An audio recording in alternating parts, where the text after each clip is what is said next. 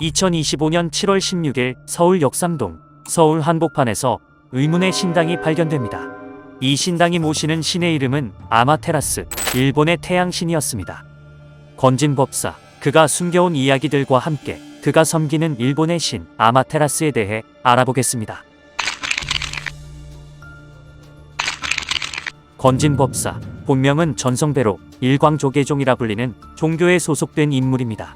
일광조계종은 우리가 흔히 알고 있는 일반적인 스님들이 소속된 대한불교조계종과 유사한 어감을 갖고 있지만 사실은 전혀 다른 교리를 가진 종파입니다.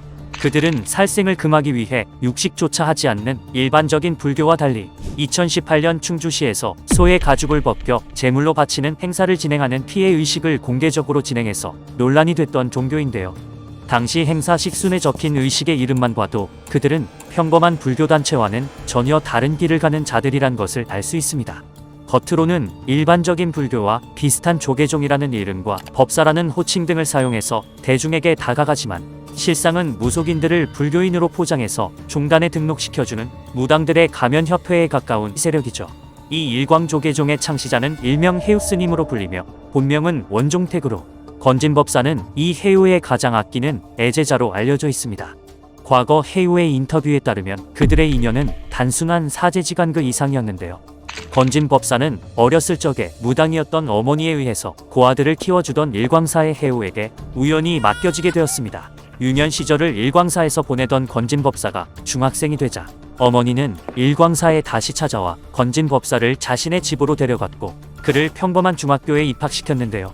그런데 건진법사의 어머니는 갑자기 알 수 없는 병을 얻게 되었고 병원에 입원했지만 차도가 없었다고 합니다.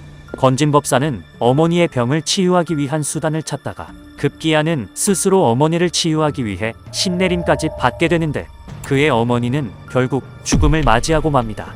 그 후에 건진법사는 다시 일광사로 돌아가 해우를 아버지처럼 모시고 자랐다고 합니다. 그렇게 사이비의 소굴에서 자라나 성인이 된 건진법사는 서울 역삼동에 자신의 법당을 차리고 점사를 보러 온 정치인들과 각계 인사들을 연결해주는 일종의 정치 브로커 역할로 조금씩 정치계에 발을 디디게 되었는데요. 이후에는 그의 영향력이 정권의 비선 실세로 이어지면서 지방선거 공천 개입, 부정청탁, 불법 정치자금 수수, 통일교와 영부인 사이의 뇌물 중개까지 주도했던 수많은 증거들이 밝혀지고 그가 과거에 저지른 범죄들이 하나하나 수면 위로 올라오게 되는데요. 특히 그가 역삼동 법당에서 공천의 대가로 1억 원을 직접 받는 것을 목격한 목격자까지 등장하는데 그 목격자의 정체가 월드컵 신화의 주역 이천수 선수로 밝혀져서 대중들에게 큰 충격을 주기도 했습니다. 검찰은 처음 그의 비선 실세 의혹이 제기된 후 그의 역삼동 법당을 수색했을 때는 별다른 소득을 얻지 못했지만 2025년 7월 16일 영부인 뇌물 중개 혐의로 검찰은 다시 한번 그의 법당을 압수수색하게 되는데 놀랍게도 그의 법당에선 돈의 출처가 적힌 띠지가 소실된 밀봉 신권 뭉치와 함께 총 1억 6,500만 원의 현금이 발견되었고 1차 수색 때는 발견하지 못했던 비밀 공간들까지 발견하는데요. 그의 법당은 방문자의 신변을 보호할 수 있는 차고 방문자의 물건을 바로 넣을 수 있는 비밀 창고의 지하 1층과 건진법사가 생활하는 공간인 지상 1층 그리고 부처의 불상이 있는 거실과 불상에 가려져 있는 비밀 공간이 있는 2층의 다소 폐쇄적인 구조의 공간이었고 무엇보다 충격적인 사실은 2층 불상 뒤에 있던 비밀 공간의 정체가 일본의 신 아마테라스의 신당이었다는 것입니다. 그렇다면 여기에서 건진법사가 숨겨놓고 모셔왔던 일본 신 아마테라스는 대체 누구일까요? 아마테라스 여신은 일본의 무속신앙인 신도에서 숭배하는 태양신으로 태양이 떠오르는 땅이라는 뜻의 국가명 일본의 어원이 되었던 그야말로 일본 그 자체를 대표하는 여신입니다. 한국의 무당들은 조상신을 신령으로 모시는데 그래서 시대를 거슬러 올라가면 태초의 조상신은 고조선의 일대왕인 단군이 되는 것인데요. 옆 나라인 일본에도 단군과 같은 포지션의 최강 조상신이 있었으니 바로 아마테라스 여신입니다. 마치 대한민국의 단군 신화처럼 그녀는 일본에서 그녀만의 동굴 신화로 유명한데요. 그 전설의 내용은 이렇습니다.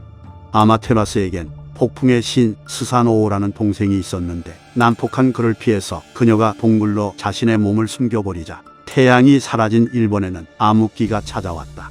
지혜의 신은 아마테라스를 동굴에서 나오게 하기 위해 한 가지 묘책을 생각해내는데 그 묘책은 동굴 앞에서 모든 신들이 모여 아마테라스가 아닌 다른 신의 연애를 여는 것이었다. 신들은 그녀보다 더 강력한 신이 나타났다며 떠들어댔고 질투심에 눈이 먼 그녀는 결국 신들의 꾀에 속아 동굴을 나와서 일본에는 다시 햇빛이 드리운 태평성대가 찾아왔다.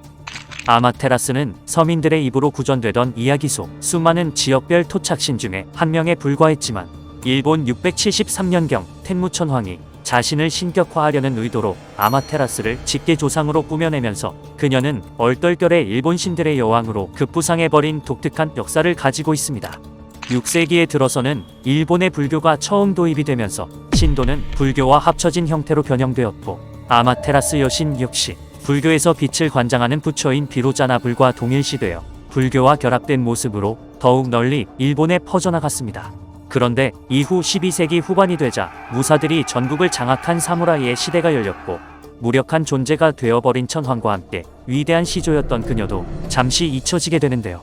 1868년 무사 정권이 몰락하면서 일본은 다시 한번 천황이 중심이 되는 국가로 거듭났고 일본은 천황의 힘을 더욱 강화하기 위해 불교와 결합했던 신도를 분리해서 유일한 국가 종교로 삼고 천황의 군대를 상징하는 군기까지 만들었으니 이 군기가 바로 일본 제국주의의 상징 우길기였습니다.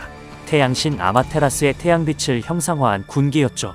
제국주의 사상을 탑재한 일본이 한국을 점령하면서 이때 일본은 우리나라의 무속신앙에도 지대한 영향을 끼치게 되는데요.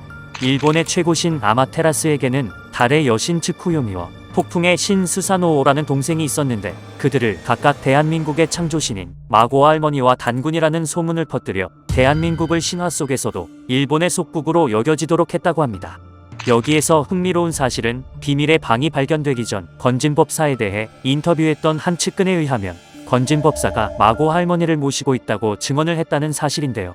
앞선 정황들을 종합해볼 때 건진법사는 일제강점기에 일제가 퍼뜨렸던 잘못된 무속신앙을 숭배하는 무당이거나 부처와 함께 아마테라스를 모신다는 점에서 과거에 존재했던 불교와 결합된 형태의 일본 신도의 심취한 자로 추측할 수 있습니다.